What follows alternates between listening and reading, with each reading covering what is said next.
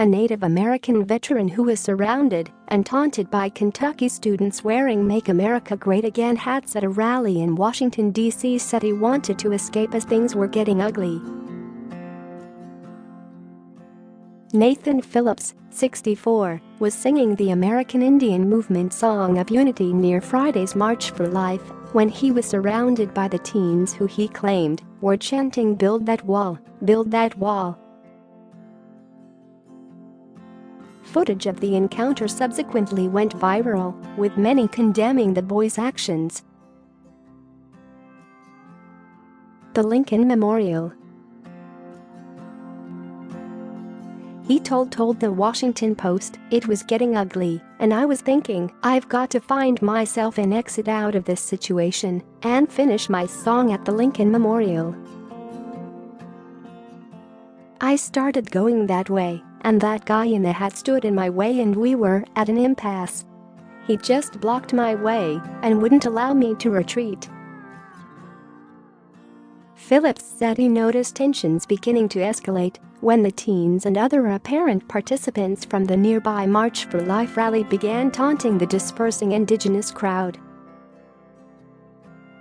A few people in the March for Life crowd began to chant build that wall," he said. Share this article. Share. Phillips said he kept singing and thinking about his wife, Shoshana, who died of bone marrow cancer nearly 4 years ago, and the various threats that face indigenous communities. He said he was left shaken by the incident on Friday. He added, "I'm still trying to process what happened. I'm feeling a little bit overwhelmed." He said he hopes the teens will find a lesson in all of the negative attention generated by the videos. That energy could be turned into feeding the people, cleaning up our communities and figuring out what else we can do. We need the young people to be doing that instead of saying, "These guys are our enemies." Phillips, an Omaha tribe elder who fought in the Vietnam War and now lives in Michigan, has long been active in the indigenous rights movement. A co-founder of the Native Youth Alliance Cultural and Education Group, he shows up to Arlington National Cemetery every Veterans Day with a peace pipe to pay tribute to Native Americans who served in the U.S. military. "My job has always been taking care of the fire, to keep the prayers going," Phillips said.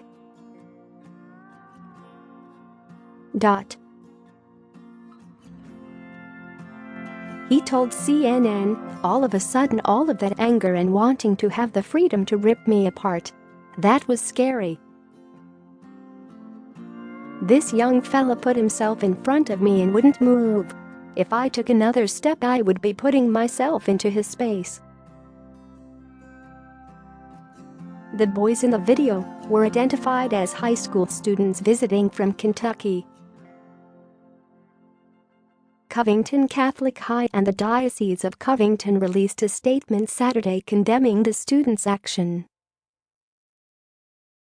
It said, "We condemned the actions of the Covington Catholic High School students towards Nathan Phillips specifically, and Native Americans in general, January 18, after the March for Life in Washington, D.C. We extend our deepest apologies to Mr. Phillips. This behavior is opposed to the Church's teachings on the dignity and respect of the human person. The matter is being investigated, and we will take appropriate action, up to and including expulsion." In a statement, the Indigenous Peoples Movement, which organized Friday's march, called the incident emblematic of our discourse in Trump's America. "It clearly demonstrates the validity of our concerns about the marginalization and disrespect of Indigenous peoples, and it shows that traditional knowledge is being ignored by those who should listen most closely," Darren Thompson, an organizer for the group, said. After the incident, Congresswoman Deb Haaland tweeted, "This veteran put his life on the line for our country." The students' display of blatant hate, disrespect, and intolerance is a signal of how common decency has decayed under this administration. Heartbreaking.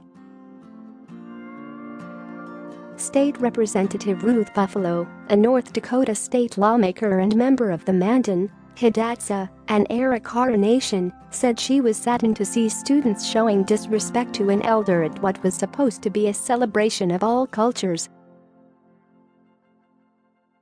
"The behavior shown in that video is just a snapshot of what Indigenous people have faced and are continuing to face," Buffalo said. She said she hoped it would lead to some kind of meeting with the students to provide education on issues facing Native Americans.